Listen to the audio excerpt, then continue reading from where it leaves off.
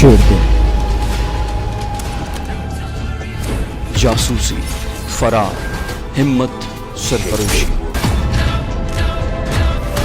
वतन की खातिर जान की बाजी लगाने वाले एक गुमनाम मुजाहिद की सनसनीखेज दास्तान। दुश्मन के दिल में बैठकर अपने वतन का दिफा करने वाला शेर दिल।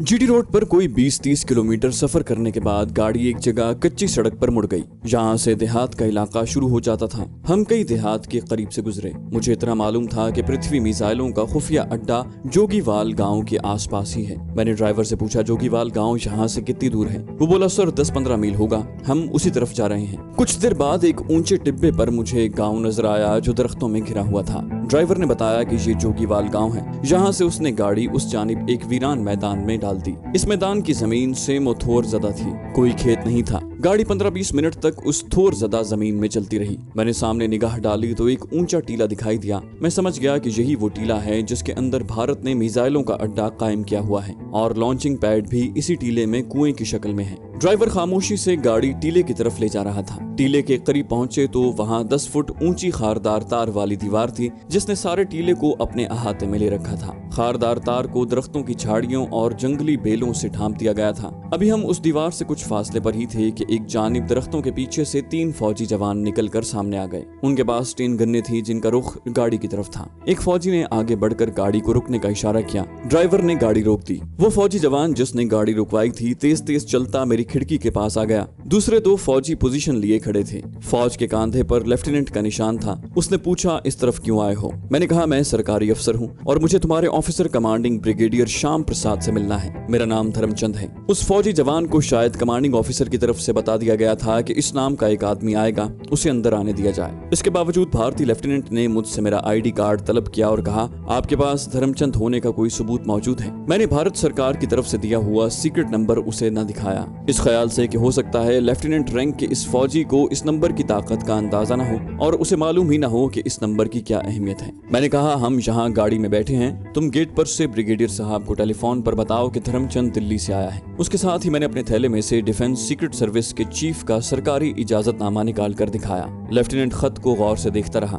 फिर खत उसने मुझे वापस कर दिया और बोला, आप लोग यहाँ ठहरे। वो टीले की जानिब चल दिया। दोनों फौजी जवान स्टेन गन्ने हमारी तरफ किए अपनी जगह पर खड़े थे। कोई 6-7 मिनट के बाद इंडियन आर्मी का लेफ्टिनेंट वापस आया और कहने लगा, ओके सर, आप लोग जा सकते हैं, आगे जाकर बाएं जानिब घूम जाएं, गेट पर सरकारी इजाजतनामा दिखा दें। मैंने उसका शुक्रिया अदा किया और हमारी गाड़ी जरा आगे जाकर बाएं जानिब खारदार दीवार में बने हुए गेट के सामने जाकर रुक गई। गेट बंद था।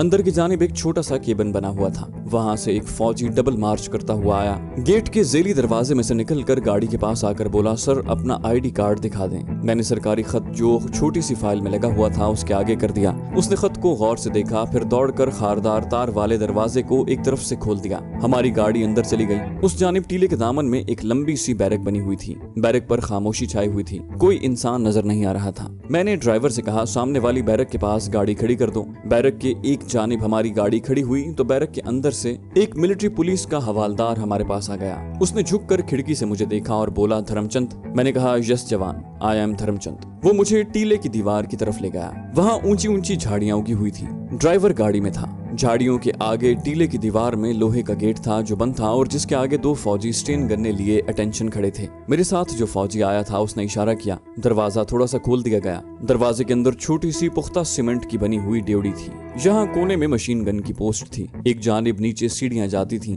मेरा गाइड भारतीय फौजी मुझे सीढ़ियों से उतारता हुआ नीचे एक कमरे के दरवाजे पर ले आया और बोला, सीओ साहब का यही कमरा है। ये कहकर वो वापस चला गया। मैंने कमरे के दरवाजे की तरफ देखा। बंद दरवाजे के बाहर किसी फौजी अफसर की नेम प्लेट वगैरह नहीं थी। कॉल बेल का बटन भी नहीं था। कोई चपड़ासी अर्दली भी नहीं था। मैं एक लम्हे के लिए सोचता रहा। फिर मैंने दरवाजे पर आहिस्ता से दस्तक दी। अंदर से एक बारोब मर्दाना आवाज सुनाई दी, कौन है? मैंने कहा, धर्मचंद। अंदर आ जाओ, दरवाजा खुला है। मैं कमरे में दाखिल हो गया। छोटे से कमरे में दीवारों पर चार्ट लटक रहे थे। तिकोनी मेज के पीछे एक सांवले रंग का बड़ी बड़ी मूछों वाला ब्रिगेडियर रैंक का मजबूत जिस्म वाला फौजी बैठा एक फाइल देख रहा था। उसने मेरी तरफ नजरें उठाकर देखा और पूछा, क्या तुम ही धर्मचंद हो? मैंने कहा, यस सर, मैं ही धर्मचंद हूँ। उसने उठकर मुझसे हाथ मिलाया और कुर्सी पर बैठने का इशारा किया। कहने लगा, हम इस किस्म की इंस्पेक्शन के आदी नहीं है। ये इंतहाई नाजुक मिसाइल सेंटर है, लेकिन हमें सेंट्रल डिफेंस इंटेलिजेंस की तरफ से तुम्हारे बारे में जो खत मौसूल हुआ है उसके आगे हम मजबूर हैं, लेकिन तुम्हें अपनी शनाख्त करवानी होगी। मैंने कहा कि आपके पास मेरी फोटो नहीं पहुंची।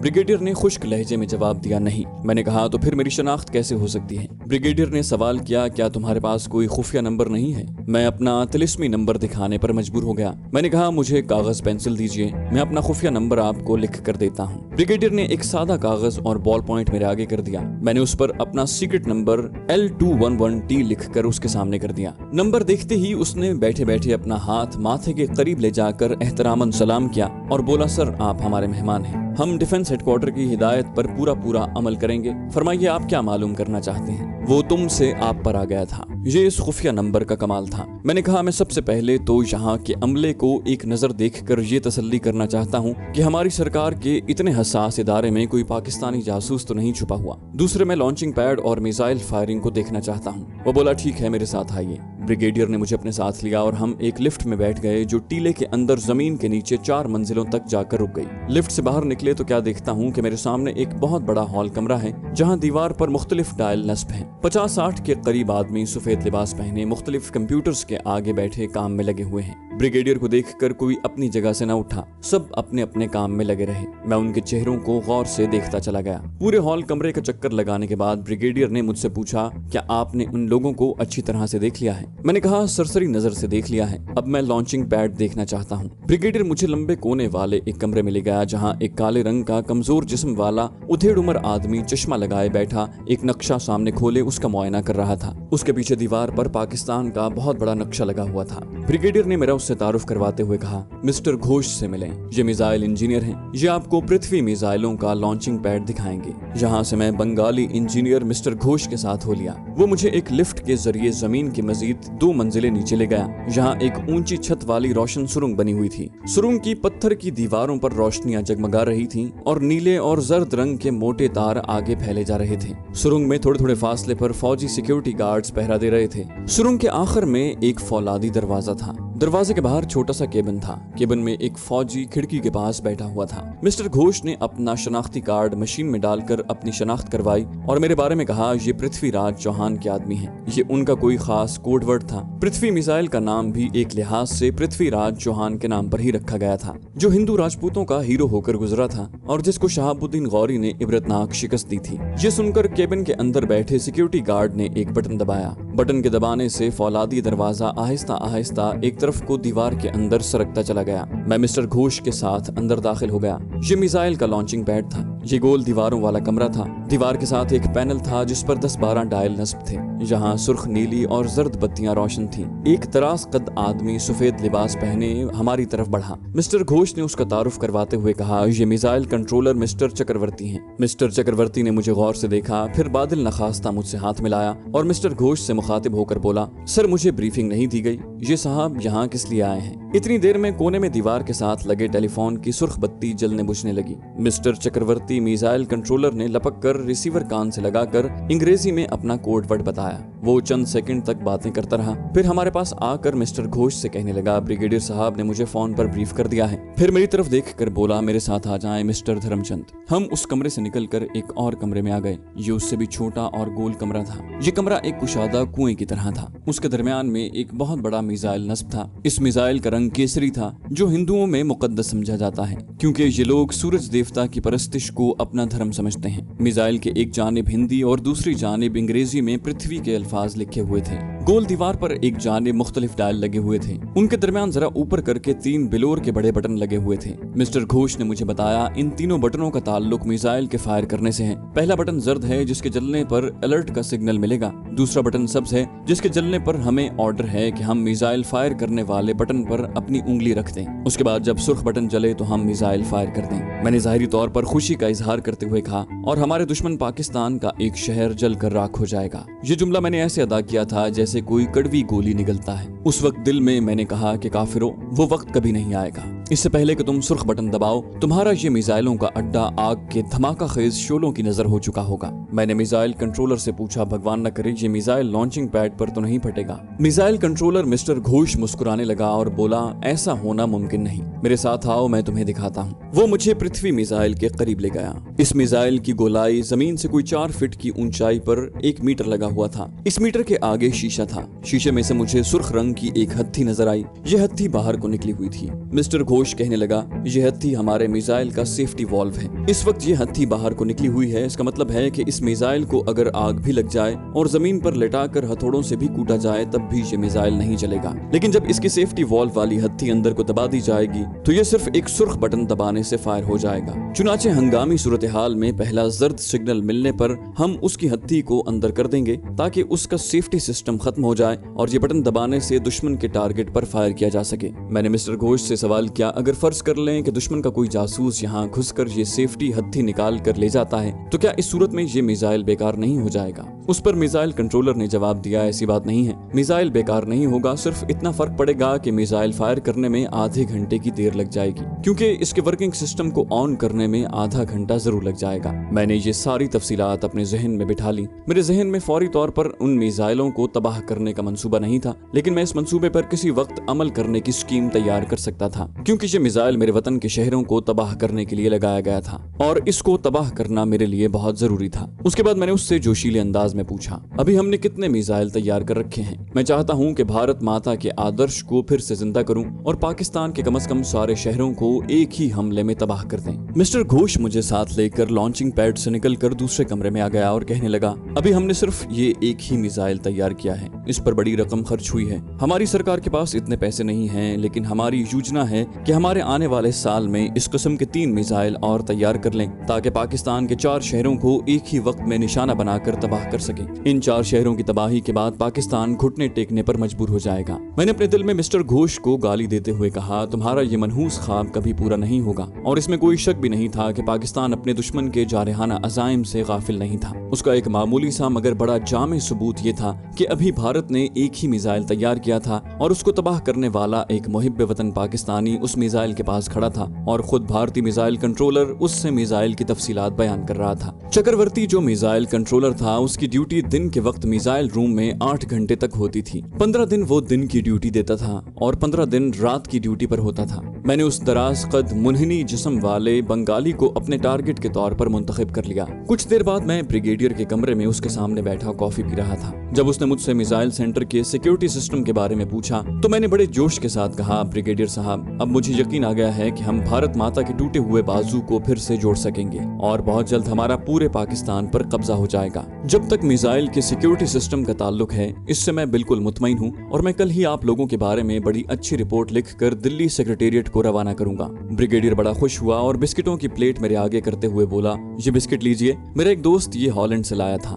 मैंने ब्रिगेडियर से कहा, अभी तो मुझे मिसाइल सेंटर के अमले के किसी आदमी पर कोई शक नहीं है, लेकिन कुछ अरसा मुझे डिफेंस इंटेलिजेंस और आपकी बड़ी हाई कमांड के मुताबिक इन लोगों की कड़ी निगरानी करनी होगी। इसके लिए हो सकता है कि मुझे कभी दिन के वक्त और कभी रात के वक्त अचानक मिसाइल सेंटर में आना पड़े। चुनाचे आप ऐसा इंतजाम कर दीजिए कि मुझे हर बार सिक्योरिटी सिस्टम के चक्कर में न आना पड़े, क्योंकि किसी भी वक्त कोई इमरजेंसी हो सकती है जिसके लिए मेरा फौरन मिसाइल सेंटर पहुंचना जरूरी होगा। Brigadier Shyam Prasad cigarette P रहा था, कहने लगा, नो प्रॉब्लम, आप तो हमारी सेंट्रल सीक्रेट सर्विस के अहम तरीन ऑफिसर हैं। मैं आपको एक कोड वर्ड लिख के देता हूँ, उसे भी याद कर लें। आप ये कोड वर्ड बोलकर और दिखाकर जिस वक्त चाहें, खा रात को या दिन को, मिसाइल सेंटर में दाखिल हो सकेंगे। ये एक तरह से इंतहाई खुफिया पासवर्ड है। ब्रिगेडियर ने मुझे ये पासवर्ड कागज पर लिखकर मेरे सामने कर दिया। उसमें हिंदी में ये लफ्ज लिखे हुए थे, कालिदास की शकुंतला आई है। मैं उसे पढ़कर हंस दिया। ब्रिगेडियर साहब, आपने बड़ा रोमांटिक कोड वर्ड लिखा है। कोई दूसरा कोडवर्ड आपको नहीं मिला? ब्रिगेडियर सिगरेट की राख को एस्ट्रे में गिराते हुए बोला, पासवर्ड हमेशा ऐसा होता है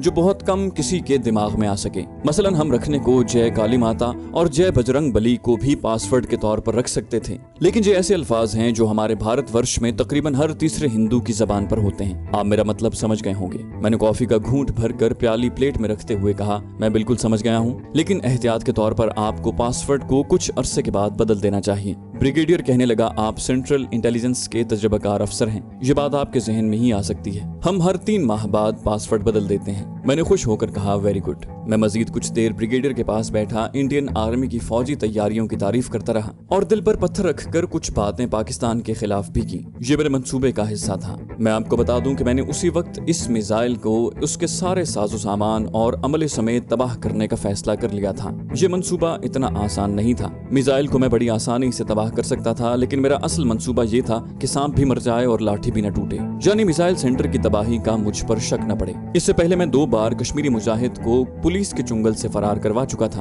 अब मैं बड़ी होशियारी और बड़ी अक्लमंदी से बाकायदा स्कीम बनाकर इस मंसूबे पर अमल करना चाहता था, जिसका मेरे जहन में एक खाका तैयार हो चुका था। मैं ब्रिगेडियर से इजाजत लेकर मिसाइल सेंटर से बाहर आकर दूर खड़ी पुलिस की गाड़ी में बैठा और जालिंधर सिटी पुलिस के हेडक्वार्टर की तरफ रवाना हो गया। हेडक्वार्टर में आते ही एसपी मेहता से कहा, पृथ्वी मिसाइल को देखकर जी खुश हो गया है। अब मुझे पूरा विश्वास है कि पाकिस्तान बहुत जल्द अखंड भारत का हिस्सा बन जाएगा। एसपी मेहता खुश होकर बोला, महाराज जी, हम लोगों ने तो पाकिस्तान को खत्म करने का शुरू ही से फैसला कर रखा है, बल्कि इस फैसले पर अमल भी कर रहे हैं। हमारी पॉलिसी तो चाणक्य जी की पॉलिसी है कि ऊपर ऊपर से शांति और अहिंसा की बातें करो, डेमोक्रेसी की बातें करो और अंदर अंदर पाकिस्तान की जड़ें काटते चले जाओ, और हमारे पृथ्वी मिसाइल तो पाकिस्तान को एक ही वार में खत्म कर देंगे। मैंने जोश में आकर कहा, जय हिंद। एसपी मेहता बोला, महाराज जी, अब लंच मेरे साथ होगा। हम आदर्श रेस्टोरेंट में लंच करेंगे। आप विष्णु हैं, मुझे मालूम है। आदर्श रेस्टोरेंट में जो सब्जियां तरकारियां बनती हैं, जालिंधर क्या सारे पंजाब में नहीं बनती। मैंने कहा, पहले मुझे बम्बई बाल ठाकरे जी को एक फोन करना है, उसके बाद आपसे बात होगी। एसपी मेहता ने कदरे फिक्रमंद होकर पूछा, महाराज खैरियत तो है ना? मैंने कहा, ऐसी कोई बात नहीं, मुझे ठाकरे जी से अपनी एक बात करनी है। साथ वाले छोटे कमरे में 3-4 टेलीफोन पड़े हुए थे। मैंने उस कमरे में आकर दरवाजा बंद कर लिया और बाल ठाकरे ने मुझे जो खुफिया नंबर बताया था, बम्बई शहर का कोड मिलाकर वो नंबर डायल किया तो दूसरी तरफ घंटी बजने लगी। मैंने अपने सीक्रेट मिशन पर अमल करना शुरू कर दिया था। हमारे असली दुश्मन भारत ने पाकिस्तान पर कारी जर्ब लगाने के वास्ते अपना मिसाइल तैयार करके लगा दिया था। मैं इस मिसाइल को सबसे पहले तबाह करना चाहता था। थोड़ी देर घंटी बजती रही, फिर किसी ने रिसीवर उठाकर कहा, कौन है? ये बाल ठाकरे का अंदाज और उसी की आवाज थी। वो फोन सुनते वक्त कभी हेलो नहीं कहा करता था, बल्कि यही कहता था, कौन है? ये भी उसकी रौनक की एक मिसाल थी। मैंने कहा, सेनापति जी, मैं हूँ आपका सेवक धर्मचंद। बाल ठाकरे ने बड़े पुरसुकून लहजे में कहा, हाँ धर्मचंद, कहो क्या बात है। मैं ये सब कुछ एक सोची समझी स्कीम के तहत कर रहा था। मैं अपनी स्कीम के पहले मरहले में इंतहाई सियासत और चालाकी से काम लेते हुए दाखिल हुआ था। मैंने डिफेंस इंटेलिजेंस के सुरेंद्र कोहली को बीच में से निकाल कर एक तरफ रख दिया था और बराह रास्त बाल ठाकरे से बात करने का फैसला किया था। मैंने इंतहाई खुशामदाना लेकिन बड़े जिम्मेदाराना अंदाज में कहा, सेनापति जी, मैं आज जालिंधर के पास जोगीवाल वाले पृथ्वी मिसाइल सेंटर में गया था। बाल ठाकरे ने पूछा, फिर क्या हुआ? सब ठीक है? मैंने कहा, सर वैसे तो सब ठीक है, लेकिन मिसाइल सेंटर के स्टाफ से मिलने के बाद मुझे एक आदमी की नकलो हरकत पर कुछ शक सा हुआ है। बाल ठाकरे ने तहकुमाना लहजे में कहा, किस किस्म का शक? खुलकर बात करो। मैंने फौरन कहा, सेनापति जी, बाकी का सारा स्टाफ बिल्कुल ठीक है और उनमें देशभक्ति का जज्बा भी है, लेकिन एक आदमी पर मुझे शुबा है कि वो पाकिस्तान का एजेंट है। ये सुनकर बाल ठाकरे का पारा चढ़ गया। मुझे झिड़कते हुए बोला, तुमने उसे गिरफ्तार क्यों नहीं करवाया? हमारे इतने इंपॉर्टेंट और डिफेंस के इतने सीक्रेट मिसाइल सेंटर में पाकिस्तान का एजेंट मौजूद है। मैं तो उन सबको डिसमिस करवा दूंगा। मुझे उसका नाम बताओ, कौन है? मैंने बड़े एतमाद से कहा, सर उसका नाम मिस्टर चक्रवर्ती है और वो मिसाइल कंट्रोलर है। बाल ठाकरे ने गरज कर कहा, मैं उसको अभी गिरफ्तार करवाता हूँ। मैं हॉटलाइन पर प्रधानमंत्री से बात करता हूँ। मैंने बड़ी होशियारी से काम लेते हुए कहा, सर भगवान के लिए ऐसा न करें। पहली बात तो यह है कि मुझे उस पर सिर्फ हल्का सा शक हुआ है। मैं उसके पीछे लग गया हूँ। पहले मुझे पूरा खोज लगा लेने दीजिए। अगर मुझे यकीन हो गया कि उसका पाकिस्तान से कोई ताल्लुक है तो फिर उसकी 24 घंटे निगरानी करके ये मालूम करने की कोशिश करूंगा कि उसके दूसरे साथी और पाकिस्तानी एजेंट कहां पर हैं। अगर हम इस वक्त चक्रवर्ती को पकड़ेंगे तो इसका नतीजा ये निकलेगा कि उसके साथ ही पाकिस्तानी एजेंट फौरन रूपोश हो जाएंगे, और अगर पुलिस की पूछगिछ के दौरान टॉर्चर से मिस्टर चक्रवर्ती ने पाकिस्तानी एजेंटों के नाम बता भी दिए तो हम उन्हें गिरफ्तार नहीं कर सकेंगे, क्योंकि वो तो मिस्टर चक्रवर्ती की गिरफ्तारी का सुनते ही फरार हो चुके होंगे। सेनापति जी, हमें बड़ी सूझबूझ से काम लेना होगा। आप मुझे इजाजत दें कि मैं मिस्टर चक्रवर्ती की निगरानी करूं, उसे निगाहों में रखूं, वो जहां जहां जाता है, जिस जिसको मिलता है उसकी खबर रखूं और ये सारी रिपोर्टें आपको भेजता रहूं। मुझे यकीन है कि इस दौरान अगर ये साबित हो गया कि मिस्टर चक्रवर्ती पाकिस्तानी एजेंट है तो फिर यकीन करें चक्रवर्ती की गिरफ्तारी से पहले मैं उसके साथ ही पाकिस्तानी जासूसों को हथकड़ियां लगवा चुका हूँगा। बाल ठाकरे बड़े तहम्मुल और सब्र से मेरी लंबी बात सुनता रहा। हालांकि ये उसके मिजाज के खिलाफ था। वो अपने सामने किसी को भी बात करने की इजाजत न देता, मगर चूंकि ये मामला सिर्फ भारतवर्ष की सलामती का था और बाल ठाकरे चाहे मुसलमानों का जानी दुश्मन क्यों न हो मगर अपने मुल्क भारत का सच्चा परिस्तार था। जब मैंने बात खत्म की तो उसने संजीदगी से कहा, लेकिन अगर इस दौरान चक्रवर्ती ने हमारे मिसाइल सेंटर को कोई नुकसान पहुंचा दिया तो उसका जिम्मेदार कौन होगा? मैंने भरपूर एतमाद से कहा, सर इसकी मैं आपको गारंटी देता हूँ कि वो जोगीवाल मिसाइल सेंटर को कोई नुकसान नहीं पहुंचा सकेगा। वो 24 घंटे मेरी निगाहों में होगा और उसकी तमाम नकलो हरकत मेरी निगाहों में होगी। अगर उसने कोई ऐसा नुकसानदेह कदम उठाना चाहा तो विश्वास रखें मुझे पहले पता चल जाएगा और मैं उसे गिरफ्तार ही नहीं करूंगा बल्कि वहीं गोली मार दूंगा। बाल ठाकरे कुछ देर खामोश रहा। मैं समझा शायद वो रिसीवर रखकर किसी तरफ चला गया है। मैंने आहिस्ता से कहा, सेनापति जी। बाल ठाकरे की भारी आवाज आई, मैं सुन रहा हूँ धर्मचंद। तो फिर ये तुम्हारी जिम्मेदारी है। अगर कोई ऐसी वैसी बात हो गई तो इसका नतीजा तुम्हें भुगतना पड़ेगा। मैंने यकीन के साथ कहा, सेनापति जी वो वक्त ही नहीं आएगा। बाल ठाकरे ने फैसला कुन अंदाज में कहा, ठीक है तुम उस हरामखोर गद्दार की निगरानी जारी रखो, उसकी एक एक हरकत की मुझे फुल रिपोर्ट देते रहो। मैं अपने तौर पर एक बयान भी जारी कर दूंगा कि पाकिस्तान के एजेंट हमारी दिफाई इदारों में घुस आए हैं और हमारी सरकार भंग पीकर सो रही है। मैं यही चाहता था। बाल ठाकरे के इस बयान से दिल्ली सेक्रेटेरिएट में डिफेंस के महकमे में एक बार तो खलबली मच जाएगी और defence intelligence chief Surendra Kohli मेरे आगे पीछे फिरने लगेगा। इस तरह से मेरे हाथ मजीद मजबूत हो जाएंगे और मेरे लिए जोगीवाल पृथ्वी मिसाइल सेंटर में आजादाना और दिन रात किसी भी वक्त आने जाने में मजीद आसानियां पैदा हो जाएंगी और मैं मिसाइल की तबाही के मिशन के टारगेट को आसानी से मार लूंगा और मुझ पर किसी को शक भी नहीं पड़ेगा।